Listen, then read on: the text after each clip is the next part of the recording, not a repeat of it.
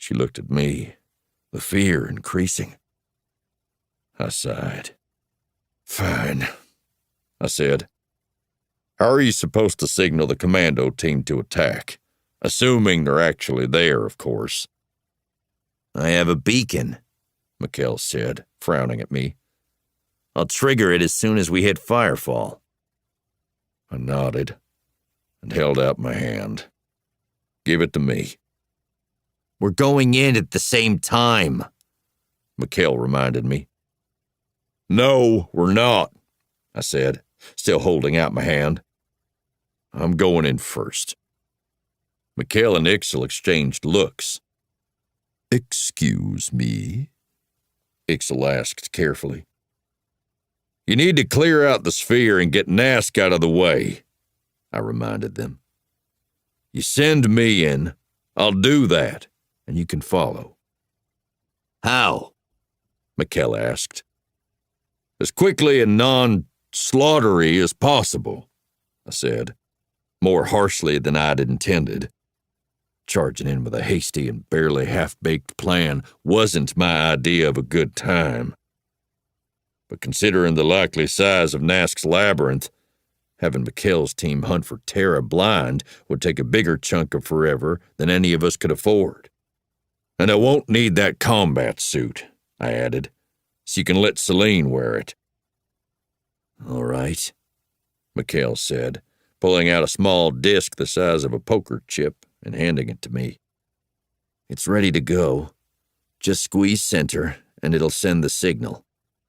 Wait a couple of seconds, trigger it a second time, and then rotate the outer ring a quarter turn to turn it inert. That way, if they scan you for transmitters or electronics, they won't see anything." "Got it," I said, sliding the disc into my jacket pocket. Whatever else McKell might be, at least he knew how to make quick decisions. Of course, the fact that I was the most expendable person in the room might have had something to do with it. "I assume you'll want a weapon?" he asked. "You assume wrong," I said, turning toward the opening into the launch module. "I'll call in the commandos as soon as I arrive. Give me 15 minutes, then feel free to join me."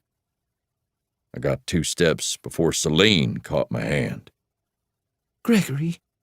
she asked, her pupils now shimmering with fear. "I'll be fine, Selene," I said, touching her cheek.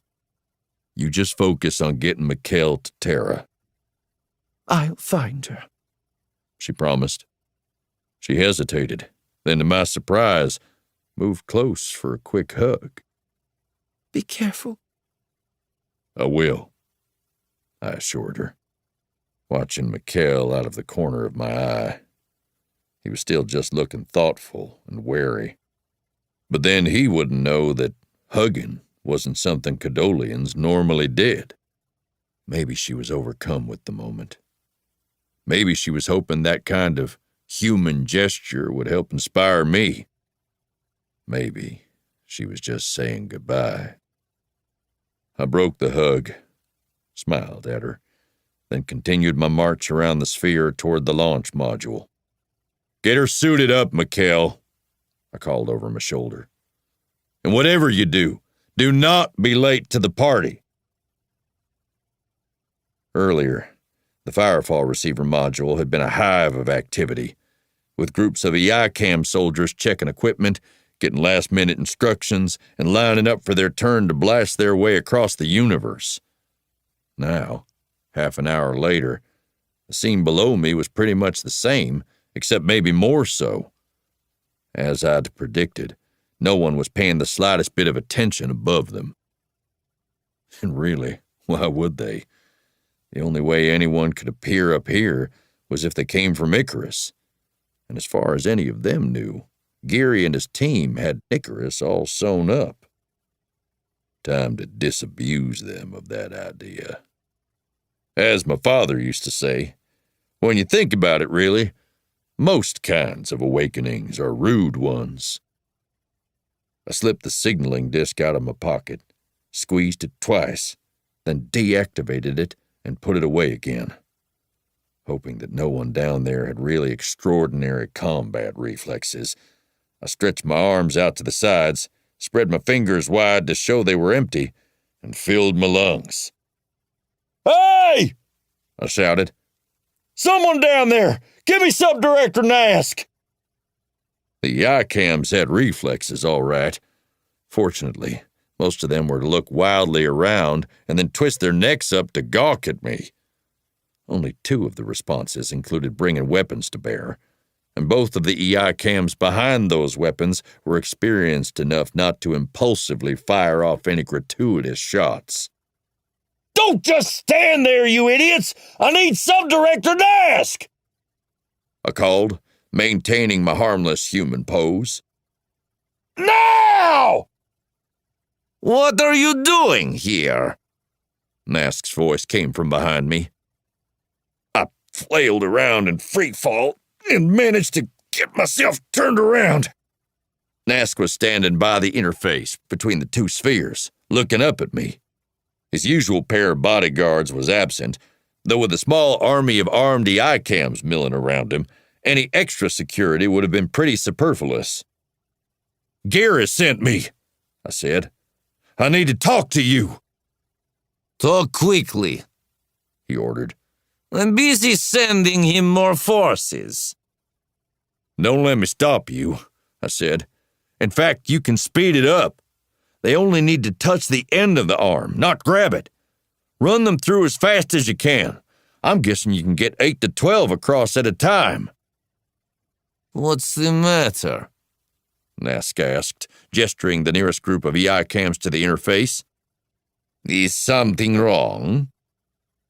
"Is something wrong?" I echoed harshly. "No, everything's wrong! Gary got the analysis chamber locked down fine, but then someone bumped an alarm or something, and a whole swarm of soldiers popped up out of nowhere.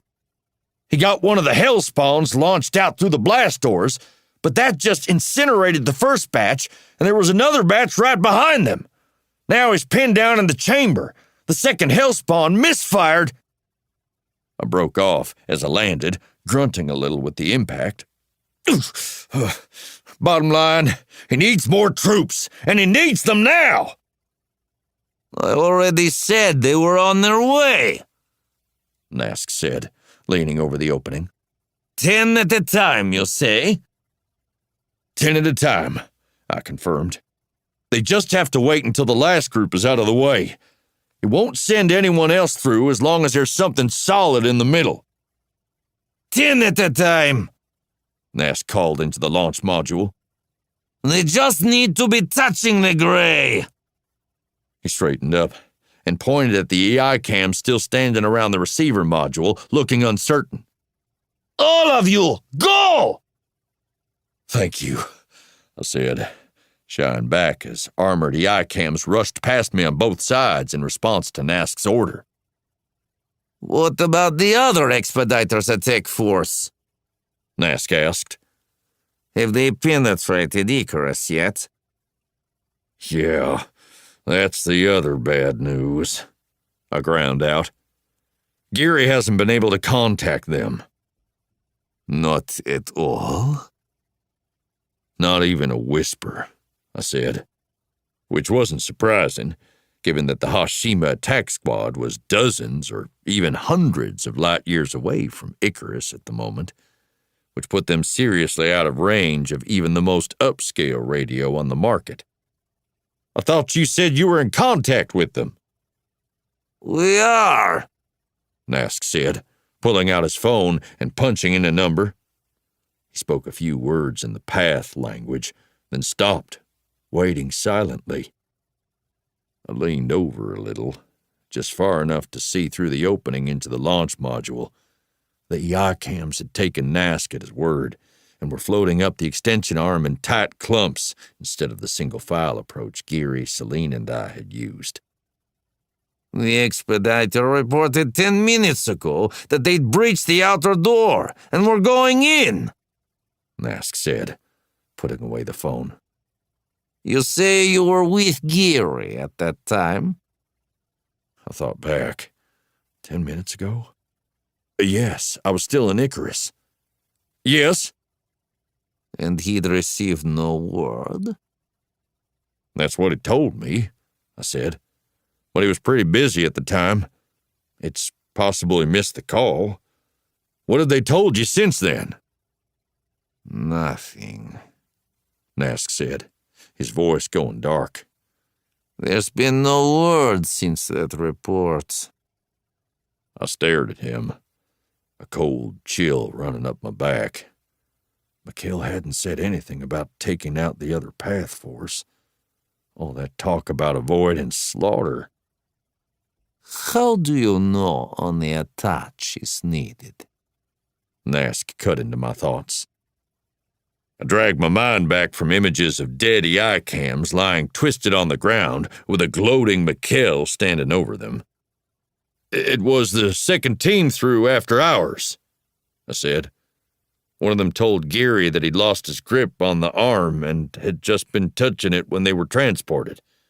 I tried it on my way back here, just to be sure. It works. Good, Nask said. If we can get reinforcements there quickly enough. He broke off as a high-pitched trilling wafted up through the opening to the work cavern. What's that? I asked.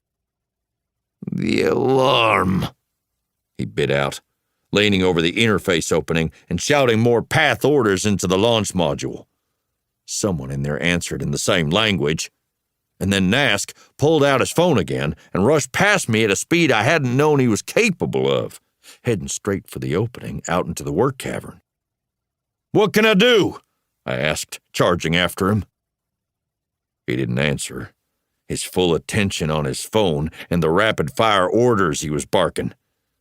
I caught up with him as he dropped through the opening, using the handholds only to adjust his balance, and rushed out of view. I dropped to the deck and rolled through the opening, also skipping the handholds, and hit the cavern floor running. Nask was already halfway to one of the monitor stations along the wall, a station that was flashing a lot of red lights at the moment. His two bodyguards had reappeared from somewhere and were racing along beside him, trying to keep up. As I headed off after them, another 8 EI cams appeared from outside the blast doors, also heading toward Nask's target station. The path operator seated there was leaning over his controls, rattling off more orders or questions as his fingers darted over the control board. The displays over the board didn't mean much to me, but I was pretty sure that the whole system was announcing the arrival of Graham Barker's commando squad. And now came the trickiest part of this whole plan, the part where, if I was going to die today, it would probably happen. Nask had stopped by the station and was talking back and forth with the operator, the rest of the crowd forming up around him. "Let me through," I said, in my most commanding voice. "Let me through! I can help!" Nask wouldn't have fallen for it, but Nask was preoccupied with the invasion of his fortress and didn't have any attention to spare for the supposedly secure area around him. The EI cams, under normal circumstances, probably wouldn't have fallen for it either. But these circumstances weren't normal. The wailing alarm had dropped everyone into crisis mode, and the normal reaction of soldiers in crisis mode was to obey any order that came at them with sufficient authority. Like magic, the crowd melted away before my advance. Breaking to either side to let me through, I passed between them, coming up right behind Nask. And as I passed the last EI cam, I darted out my right hand, grabbed his Corona gun, and twisted it out of his grip. Taking a final step up behind Nask, I wrapped my left arm solidly around his throat and pressed the muzzle of my newly acquired weapon into his back. "Just stand easy, Subdirector," I said. "Back them off or die a really horrible death." He tried to turn around, stopped as I tightened my arm across his throat. "No one needs to die here," I soothed. "I don't want you dead, and I certainly don't want me dead. All I want is Tara." Tara? "Tara," I repeated. "Human, Dark-haired, smarter than either of us expected. Your other hostage? I know who she is. Nask said coldly. What do you want with her? To leave, I said. Take me to her. Bring us back here, and that'll be the end of it. We'll be gone. You'll still have Firefall, and everyone will be happy. What about Icarus? That's in Geary's hands, I said. I don't really much care what happens to it. Actually, I'd rather enjoy seeing McKell's face as he hands you the keys to the place. Then help us! I'll help by taking Tara and getting out of your way, I said. McKell's got his troubles. Geary has his. And you've got yours. Right now, your biggest problem is that your guards are all sporting Corona guns. And as long as I'm standing right beside you, they can't deep fry me without also deep frying you. You stand in the same stalemate, Nask reminded me. Yeah, but I'm not nearly as important to the universe as a Path subdirector, I pointed out. You need to stay alive, if only to keep your enemies from crowing triumphantly over your grave. Tell me I'm wrong. Nask didn't reply, but I felt a fresh stiffening of his throat against my forearm that showed I had not, in fact, been wrong. Upper-level Path rivalries were apparently strong enough to even last beyond the grave. Only the human? He asked. Only the human. My guards won't permit you to take me away from them. They're more than welcome to tag along, I assured him. In fact, bring the whole gang if you want. Just tell them not to crowd me. They will stay back, Nask promised. I hope so, I said. You might also remind them that I had my left arm burned off with a plasmic and still got off a shot at my attacker. A little story to remind them that there's nothing they can hit me with fast enough to stop me from killing you, too. No one will attack you. He straightened up and made an abbreviated gesture toward the blast doors. This way. I'll take you to the other human. During our enforced stay in Firefall, I'd walked the path between the hangar and the portal chamber, the path between our original group cell and the portal, and finally between my last solitary cell and the portal. Just traveling in those areas had shown that the whole complex was pretty extensive.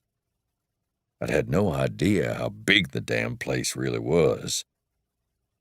I'd assumed Nask would head back toward our cells. Instead, he pointed me to a corridor branching off the work cavern, one I'd never been in before. We passed a lot of doors, plus a few open areas equipped with tables and chairs and food service counters. The corridor itself had a fair number of zigzags to it, along with an occasional blind corner. The doors, the furnishings, and the layout made it clear that we were in the EICAM barracks. Under other conditions, that could have been a very bad thing. But as we passed the second lounge area, and I noted the disorganized positions of chairs and cups, I realized the place had been emptied. The soldiers either gone down the Firefall rabbit hole with Geary, or else rushed to the ramparts to repel Graham Barker's commandos. Though just because there were no reinforcements to be had here, didn't mean I was remotely in the clear. Nask's bodyguards were hovering about a meter to my left and right, the farthest they were willing to go, and trailing along at a respectful distance behind us were every damn Path and EICAM who'd been in the chamber when I made my move. If I'd ever had any tendencies toward loneliness, this would probably have cured me for good. How much farther? I asked, as we eased around the sixth zigzag, and I felt some of my tension ease as once more We found no one waiting in a blind spot to ambush us. Are you tired? Nask asked in a rather snide tone. Maybe he was getting as tired of having a Corona gun in his back as I was of holding it there. We can stop and rest if you need to. I grunted. Just keep walking. We'd reached and successfully rounded the next corner when I began to hear the sounds of distant weapon fire. What's that? I asked, digging the Corona gun a little deeper into Nask's back. He made a rude-sounding gurgle. Have you so soon forgotten your desperate and futile attack against us? We're near the exit? I asked, frowning. And you stashed Terra here? In a barracks, surrounded by the finest soldiers the Pathaon will have at their disposal. Nask countered. Certainly. He half-turned his head. Do you then fear to approach the scene of a battle? I focused on the sounds wafting back to us. Sporadic fire, mostly plasmics, but a couple of laser rifles as well. Occasional quiet orders, but no shouts or screams. Seems to me more of a standoff than a battle, I pointed out. Still, that being said, walking into a situation where stressed people were pointing guns at each other was never a good idea. Where is she? In a room beyond this blast door casing, he said, nodding ahead to a pair of bulky coffin-sized boxes sticking a few centimeters into our corridor on both sides. I craned my neck to the side. Just beyond the casings was another shallow bend, and I could just make out a group of EI cams kneeling behind a barrier, firing rhythmic bursts of plasmic fire at something out of sight further down the corridor. For a moment, I pondered my options. I'd have a better view once we passed the blast doors, but of course then I'd also be open to a stray shot from Graham Barker's side, or a more deliberately aimed shot from Nask's. But I had no choice but to keep going. Let's go, I said, nudging Nask forward. We reached the casings and started to pass between them.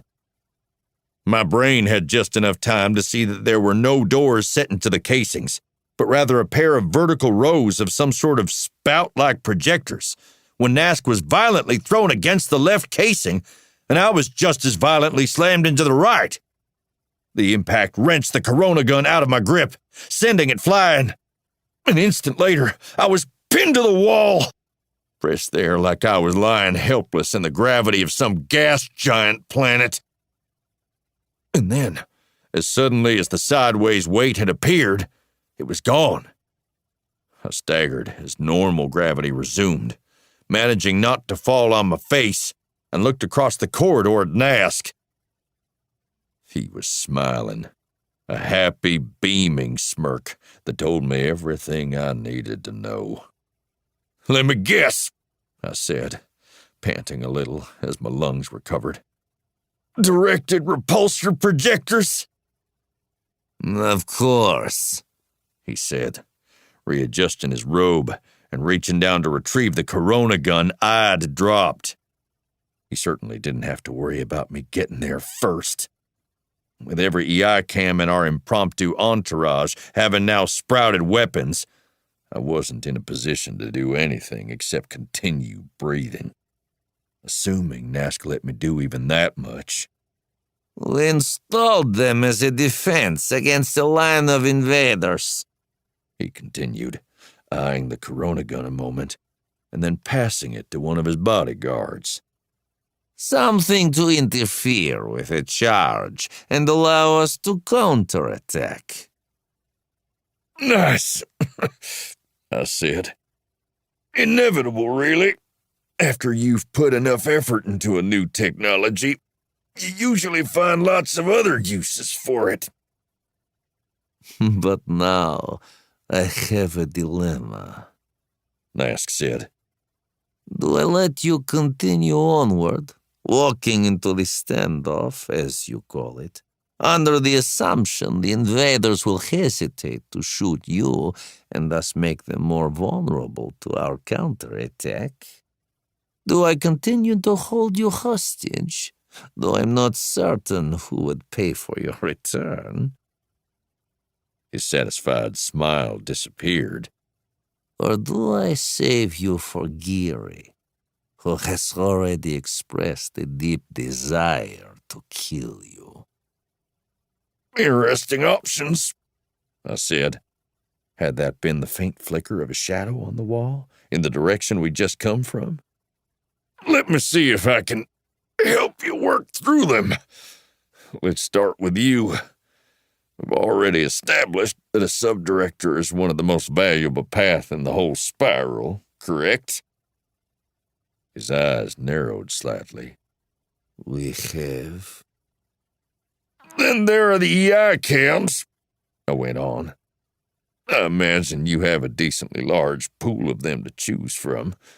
But as you said, these are the best, and trained soldiers aren't something you simply toss away. Also correct? Nask's gaze flicked toward the standoff down the corridor.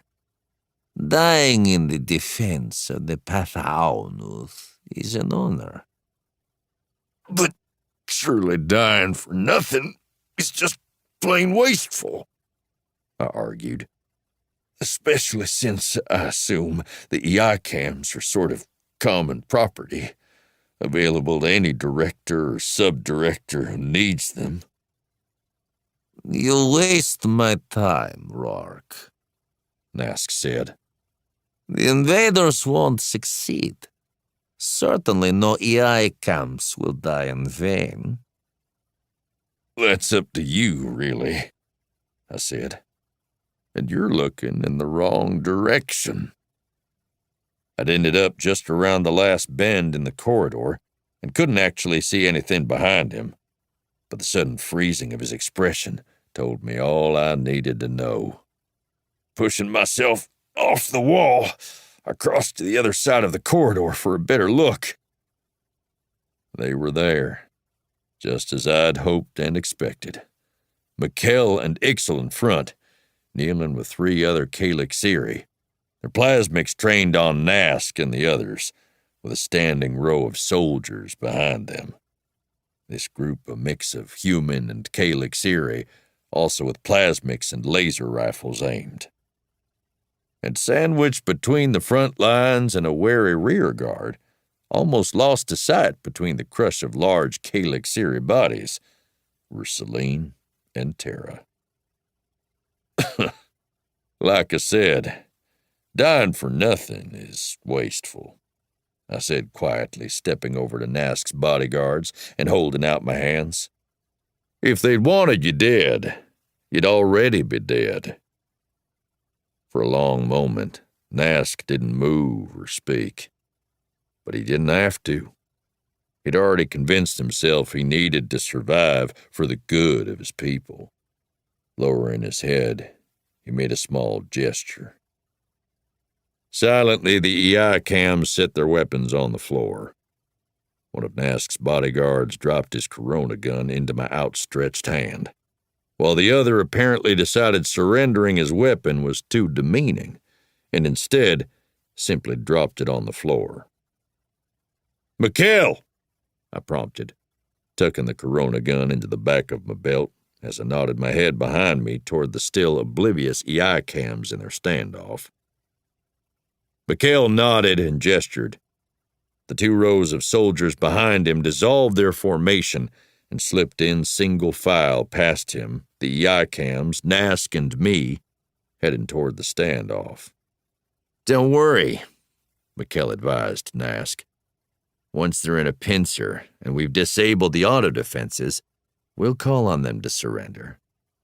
As Rourke said, there's no need to waste any lives here." Nask turned his bitter-edged gaze from McKell to me. He wouldn't ask, I knew, but he was dying to know. That was okay. He'd done a lot of gloating earlier after Tara fed him the wrong portal address. It was only fair that I took my own turn. I was pretty sure you'd lead me away from Tara, I said, as Ixil began organizing the EI cams for a prisoner march back to the main chamber. I was also sure you'd bring anyone we happened to find along the way. Between that and rushing all those troops to help Geary, we figured most of Firefall would be empty, especially with the commando squad out there pinning down everyone else. I added, again nodding back toward the standoff. With a clear base and knowing what Tara and I both smelled like, Celine had no problem leading McKell's team first to her and then to me.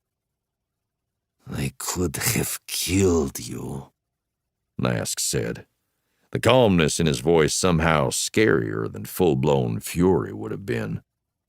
When you first assaulted me. You could have, I agreed, but I knew you wouldn't. Why risk your life when you knew you were leading me into a trap? I waved at the disguised repulsor projectors. Though I have to admit, I never saw that particular trap coming. And Geary, Nask asked. Was that talk of slaughter merely talk? Not at all, I assured him. Geary and the other soldiers are alive and well, unless they've started shooting each other out of pure frustration. You see, Tara didn't give you the address to Icarus. You obligingly sent them all instead to another portal, way the hell off at the edge of nowhere. Once we have all of your people here secured. I paused, listening. The earlier sporadic gunfire and occasional EI-cam voices were gone. In their place were equally quiet human and Ixil voices, and a lot of the soft zipping sound of wrist restraints. Which would seem to be imminent, I continued. We'll send someone to fetch them. Probably Frecky, who I assume is in charge of the rampart defenses. And once they're back, it'll all be over. Nask's eyes bored into mine. No, he said. Not yet. I looked at McKell, who was walking among the prisoners and double-checking their restraints. You're right, I agreed, a lump forming in my throat. Not yet. Chapter 28. It was pretty obvious that Frecky was less than enthusiastic about his assignment, but at least he seemed able to look at the half-full part of bringing a fellow expediter and a whole bunch of valuable EI-cam soldiers back alive. McKell loaded them with wrist restraints, gave them the code to get them through the hatch plate into the launch module, and went through the rules for how to proceed from there. Once we confirmed that Jennifer was safely back at Icarus, we sent him off to Alpha. 10 minutes later, they started coming back. I'd worried a little about this part, given that we had no idea what desperate schemes Geary might have come up with while sitting around seething. His troops had been armed to the ears, not to mention he still had his 2 hellspawn mortars.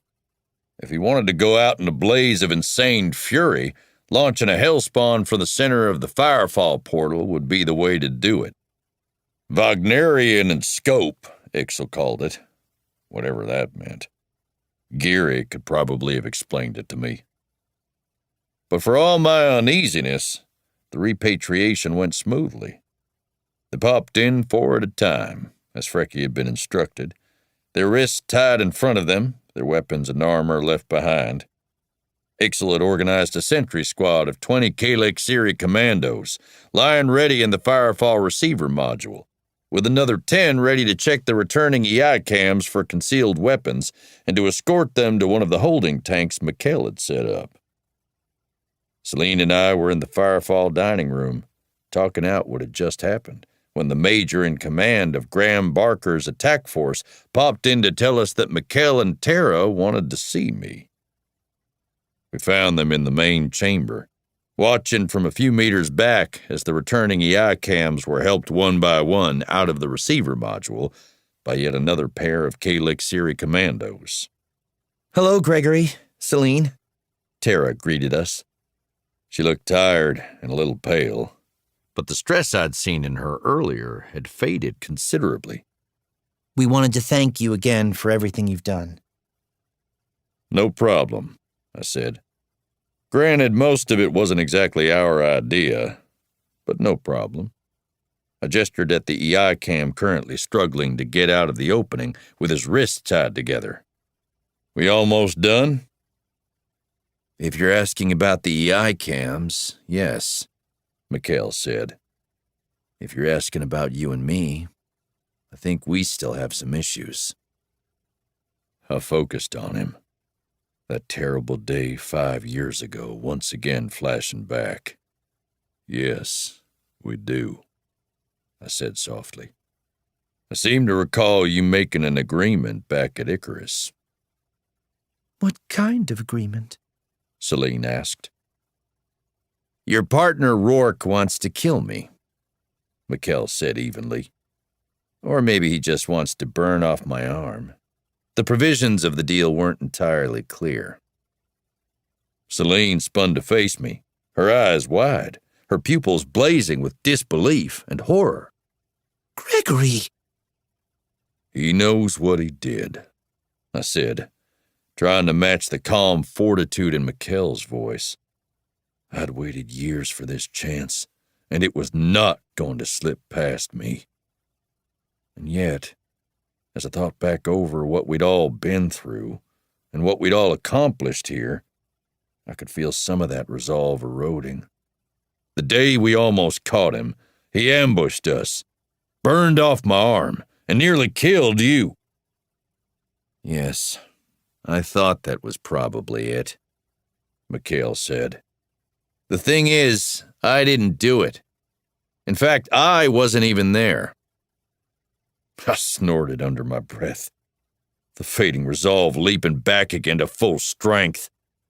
Of all the feeble excuses he could have come up with. Really? I growled, nodding toward the plasmic holstered at his hip. That's not a plasmic? Oh, it's a plasmic, all right, McKell said. We'll get to that in a moment. The point is that yes, you were tracking me, but by the time you reached that corner, I'd already slipped away. Not a chance, I insisted. Celine had your scent. Yes, she did, McKell agreed. And by that time, I'd heard of you and knew what I had to do. He pulled back his left sleeve and raised the arm. See that? He asked, running a finger down a 5-centimeter-long patch of skin defined by an oval-shaped ring of scar tissue. That's where I sliced off enough skin to hopefully keep Celine's sense of smell occupied while I made my retreat. Tara gasped something. Is that what happened to your arm? She breathed. You never told us. We had other things to worry about, McKell said, rolling the sleeve back down. There's one other thing.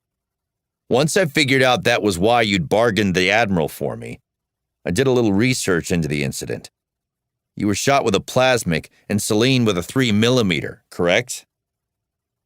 Yes, I said cautiously. What sense does that make? He asked. Why would I fire a plasmic at you, then switch weapons in mid-ambush and fire a 3mm at Celine? I opened my mouth, closed it again. That question had never even occurred to me. What are you saying? I asked. There were two of them? That's exactly what I'm saying, McKell said, his voice quiet and earnest. I think what happened was that I was also being chased by another pair of bounty hunters. I think they got between us, saw you coming, and decided to eliminate the competition. Bounty hunters don't shoot each other, I growled. We might wave off with a warning shot, but we never shoot to kill." Then maybe they weren't hunters. McKell said. Maybe they were someone else. Someone who really wanted to grab me. Someone who thought nothing of killing in order to achieve that goal. At the portal, Geary appeared, rolling awkwardly to the floor. The two Ixil stopped to grab him under his arms and help him back to his feet. He shrugged off their hands, spotted the four of us watching. And, McKell said quietly, someone who knew Celine's tracking skills from that incident, and who knew enough about them to hire you to find Tara. I stared at Geary, watching his face turn to carved stone. A horrible mix of memories flashing across my mind. I got off a shot, but it was wild, and I missed completely. You do know you can get models that are way stronger than human bone and muscle, right?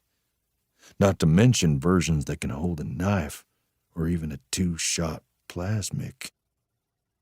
Geary in the Firefall receiver module, looking bitterly disappointed that I hadn't given him an excuse to shoot me in the back. Geary in the Haversham City smoke attack, gripping a Libra 3mm semi-auto, the caliber that had been used against Celine. Geary pointing at me through the interface on Alpha just before Jennifer slammed the plate shut. And now, Geary raising his bound hands to again point our direction. "Watch it!" I snapped, my hand reflexively grabbing for the holstered gun I wasn't carrying. Cursing, I shifted my hand toward the Corona gun still tucked into the small of my back, knowing full well that I'd never get to it in time, wondering if he would go for a quick kill or try for something more lingering. Out of the corner of my eye, I saw McKell grabbing for his own sidearm, but he didn't have time to bring it up either. For the briefest fraction of a heartbeat, I saw the indecision in Geary's eyes, the question of whether to kill the man who'd cost him his arm or the woman who'd played his game and beaten him at it. The indecision ended. He shifted his aim slightly, bringing his hidden plasmic to bear on Tara. Beside me, McKell got his plasmic free of its holster, and in a single smooth motion, he hurled it underarm toward Geary's outstretched hand. A brilliant burst of plasma erupted from Geary's palm and slammed into the incoming weapon, blasting it into a blaze of metal and plastic. Reflexively, Geary flinched back from the explosion, a spasm of pain showing that some of the blast or shrapnel had caught his hand or face. But even as the two Ixil at his sides instinctively stepped back and grabbed for their own weapons, he was back on balance. Or even a 2-shot plasmic. Once again, I thought he might go for me. Once again, his thirst for revenge against Tara was stronger. He steadied his arm back into firing position, no doubt secure in the knowledge that McKell's weapon was gone and that neither Ixil could get to him in time. Unfortunately for him, in his overwhelming hatred for Tara, he'd forgotten about me. Back in the new Sandio Commons, I'd had a taste of what a Corona gun could do. Now, I got the full show. It was every bit as horrible as I'd expected. A blue-white sheath of electrical flame engulfed him, burning his skin and hair and sending him into a writhing frenzy of pain. For maybe a second, he stayed more or less upright, then collapsed into a charred heap on the floor. Distantly, I wondered if he'd tried to scream as he died, but he really hadn't had the time. I stared at the smoking body, only then aware of the sound of running footsteps behind me. I turned to see Celine, racing as fast as she could toward the blast doors and the clearer air beyond them, her hands over her nose as she tried to block out the stench. Tara was right behind her, and as I watched, she caught up with Celine and took her arm in support. "She'll be all right?" McKell asked. Eventually, I said, watching as they disappeared down one of the corridors. Sooner if there's a clean room or biosuit somewhere back there. If there is, Tara will find it, McKell said. Yeah, I said. I still need to go help her.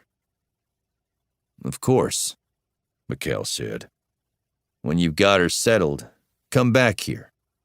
We should probably tell Nask about this. Wonderful, I said. You're welcome to tell him without me. Thanks, McKell said dryly. But I really think you should be there too. I thought you probably would. I hesitated, looking down at the Corona gun. But I really wasn't likely to need it again. I'll be back as soon as I can, I said, handing him the weapon. But really, feel free to start without me. Nask, to my surprise, seemed to take the whole thing in stride.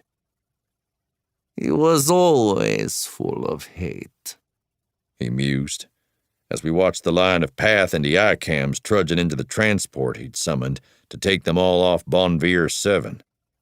A few hundred light years across the spiral on Hashima, a similar transport was loading the EICAM team that had been caught trying to raid an empty warehouse near Okan City. Geary never understood that vengeance is a singularly unsatisfying meal. I said, though that hadn't kept Nask from being willing to help him set the table for his hoped-for feast. I don't suppose you'd be willing to give me the name of his partner at the time. I don't have that information, Nask said. It wasn't Frecky if that was your unspoken question. Frecky has been with me for 9 years, while Geary was only assigned for this single mission. Having told you he knew the perfect team to track down Tara, no doubt, McKell said. Yes, Nask said, eyeing me. I would offer you the same advice I did him. I appreciate that, I said. And despite all he'd put me through, I found I genuinely did. But there's no need. Losing my arm was traumatic, but I've long since accepted it. It was Celine's near death I was never able to forgive. Really? Nask said. An interesting ranking of priorities. He shifted his attention to McKell. As were yours, he added. Finding Firefall and defeating me, balanced against the possible death of your friend. McKell shrugged. Tara thought it was worth it, he said. Which isn't to say she didn't have to fight tooth and claw to get the rest of us to agree. I imagine it was a sight to behold, Nask said dryly. A shame it was all for nothing. I pricked up my ears. What? I asked cautiously. This facility is Pataunuth property, he said, waving a hand around the hangar. The Director General has surely already filed a complaint with the Commonwealth Judiciary, requesting that you withdraw your people and return everything to Pataunuth control. He smiled. Including, of course, Firefall itself. McKell cleared his throat. Actually, I'm afraid it's the Path who will be on the receiving end of any injunctions, he said, sounding almost apologetic. You see, we own Bonvier 7. Nask's face went rigid. What? He asked softly. We own the planet, McKell repeated. 3 days ago, we filed the claimant papers and put the billion Comark development guarantee into escrow. 36 hours ago, He consulted his watch. Make that 36.5 hours ago, we were granted title. Nice, I said, my estimation of the whole Icarus team going up yet another notch. And of course, the title includes lands, resources, and any unknown alien artifacts to be found within the near-space boundary. This facility is not an alien artifact, Nask insisted angrily. You're absolutely right, McKell agreed.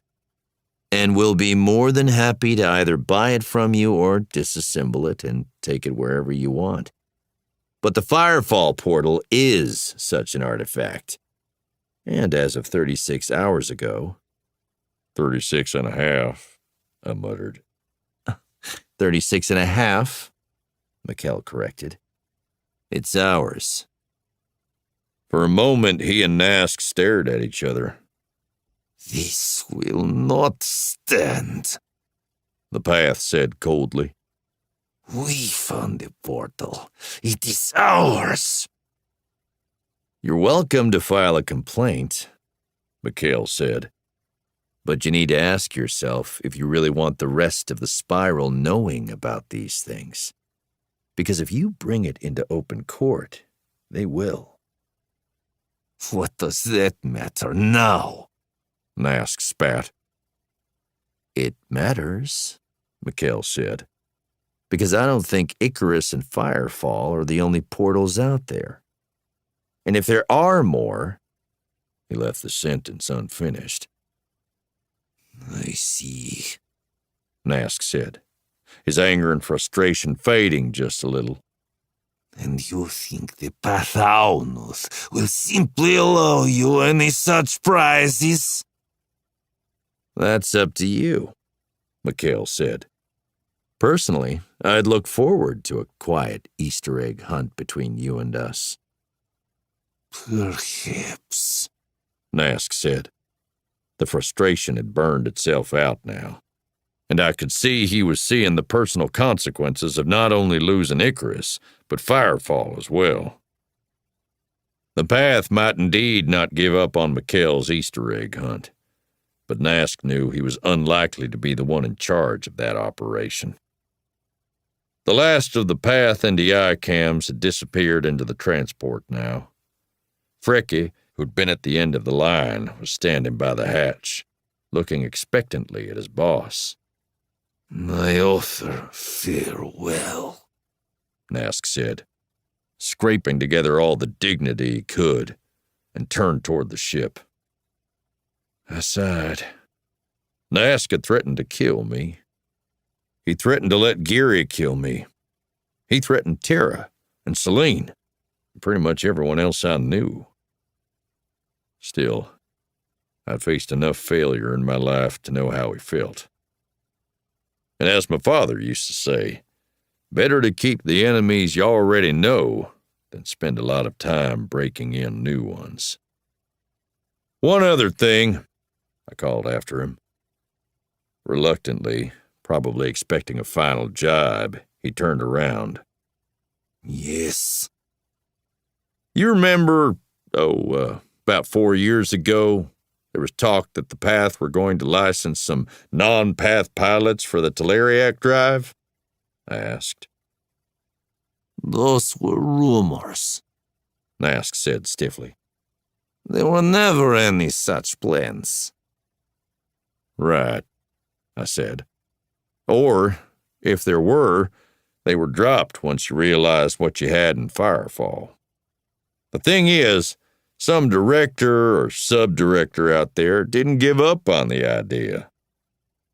Really? He said.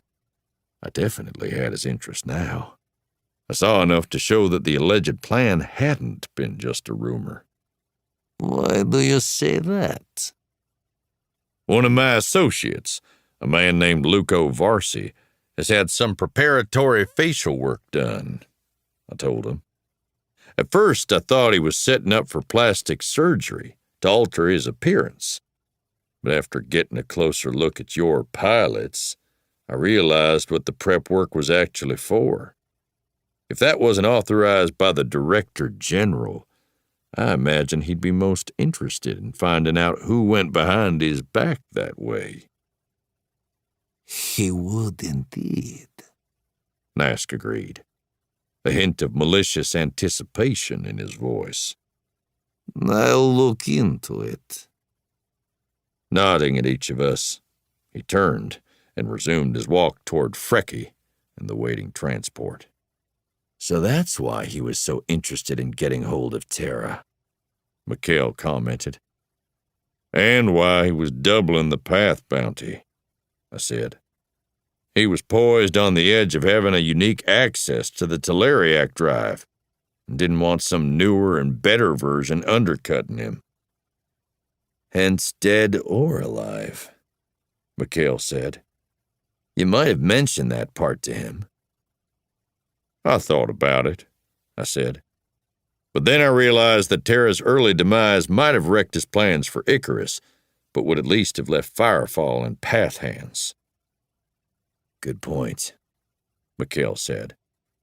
Still, I think Varsi and his organization are in for some hard times. We can hope. We waited until the transport hatch had closed. The roof overhead had retracted, and the repulsor boosts and perimeter grav beams did their technological magic to send the path ship into the sky. So that's it? I asked, as the roof began to close again. Yes, McKell said, sounding suddenly very tired. Under the circumstances, I didn't blame him. Now it's over. Only as things turned out, it still wasn't. Chapter 29. There really wasn't any reason Celine and I needed to go back to Icarus for a debriefing. McKell already knew most of the story, and any parts he didn't have, Tara and Ixil could supply. As far as I was concerned, they owed us a pat on the back, a stack of comarks for our trouble, and a ride back to Kashmir to retrieve the roof. But Admiral Graham Barker had requested our presence, and apparently whatever Admiral Graham Barker wanted, he got. Still, the Earthguard ship they sent to bring us to his office was comfortable enough, and the food was good, and it was a good chance to catch up on my sleep. Besides, I'd always wanted to visit Earth. McKell and Ixil had both managed to avoid the meeting, but Tara's footwork hadn't been as good, and she was waiting when we were ushered into Graham Barker's office. "Good to see you again, Mr. Rourke," the Admiral greeted us as he motioned to a couple of chairs in front of his desk. "And you, Miss Celine, I'm honored to finally make your acquaintance." "And we're just as excited to be here," I said, keeping my sarcasm firmly in check. Most of it, anyway. As my father used to say, just because the crocodile is smiling doesn't mean he's your friend. I thought everyone was happy with our reports. "Extremely happy," he said. "Though, of course, with a project as secretive as Icarus, the number of people included in the term everyone is quite limited. But no, there's really just one point we need to clear up." I sighed. And for a single unresolved point, he needed to drag us halfway across the Commonwealth? "I'll do my best," I said. "Actually, it's a question for Miss Celine," he said, shifting his eyes to Celine. "I understand, Miss Celine, that when you and the others first arrived at Firefall, you presented an odd reaction." An odd reaction? Celine asked, her pupils showing a frown. Yes, Tara said. You were looking around as we walked from Nask's ship, and your... She wiggled her fingers by her own nose. Nostrils, I guess, were quivering? I'm sorry if that distressed you. Celine apologized. There was an odd smell in the air, and I was trying to identify it. Ah, Graham Barker said, opening a decorative box on his desk and pulling out an old-style fountain pen. Were you able to identify it? Not really, Celine said. but it was everywhere. Low level, very low level, but I could still smell it if I concentrated. Had you ever smelled it before? He asked, jotting something down on a paper in front of him in clipped, precise motions. No. Yes. Celine shook her head, her pupils starting to show frustration. I don't know. With something that faint, it's very hard to tell. Probably something the EI cams had been eating, I put in.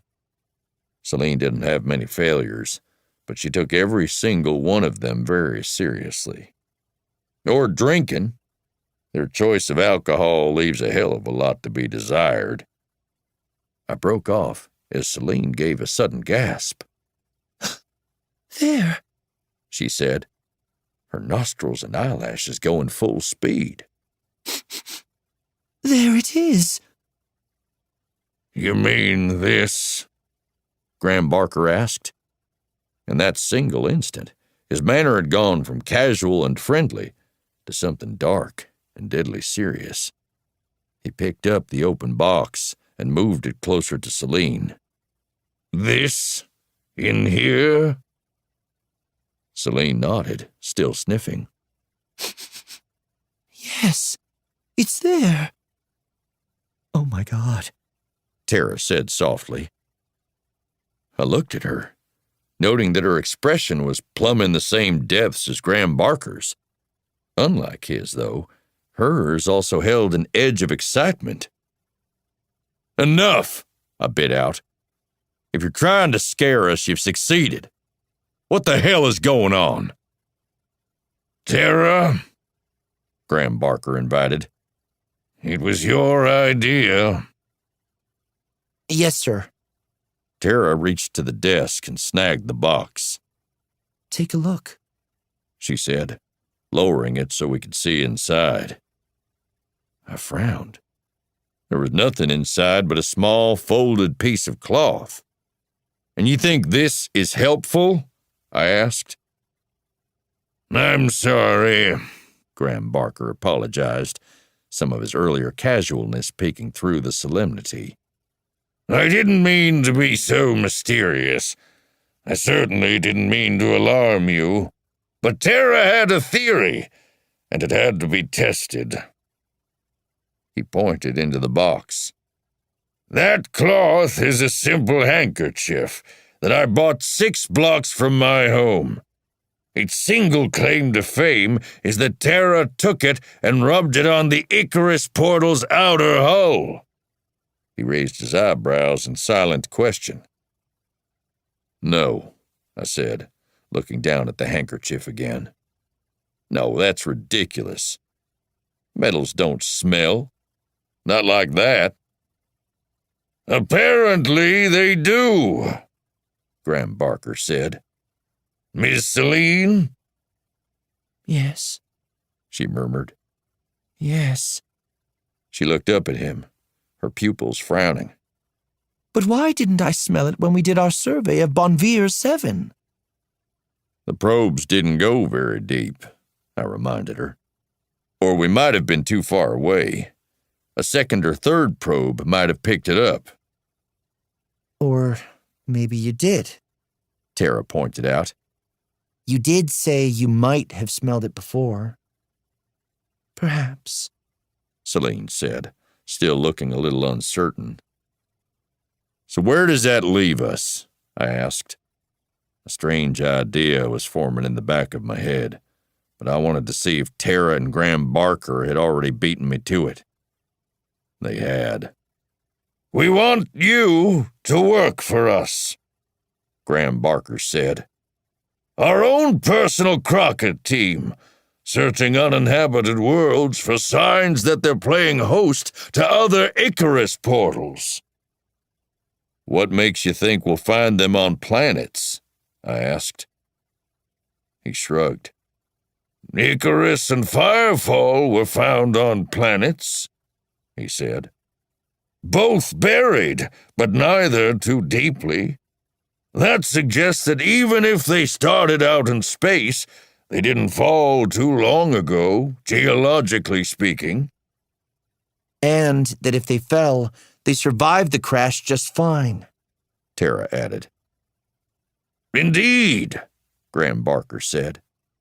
The point is that the galaxy is big, and deep space portals like Alpha might never be found. But if there are any more of them on the ground, you're the team to find them. So, I took a careful breath, searching through the spiral, visiting new worlds away from the crush of other people, doing work that wouldn't get a shot at, probably getting paid way better than the average Crockett. I looked at Celine. What do you think? I'd like that. She looked back at me, her pupils smiling impishly. I don't think I need to ask your thoughts. No, probably not, I agreed. Turning back to Graham Barker. We're in, I told him. Let's talk details.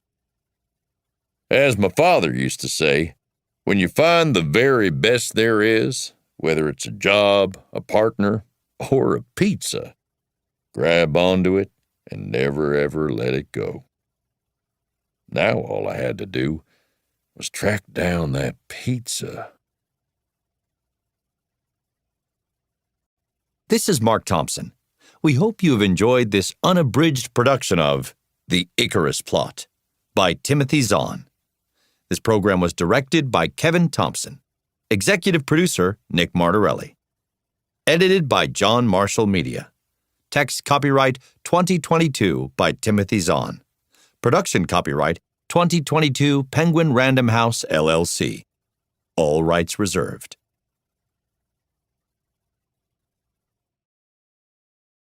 Audible hopes you have enjoyed this program.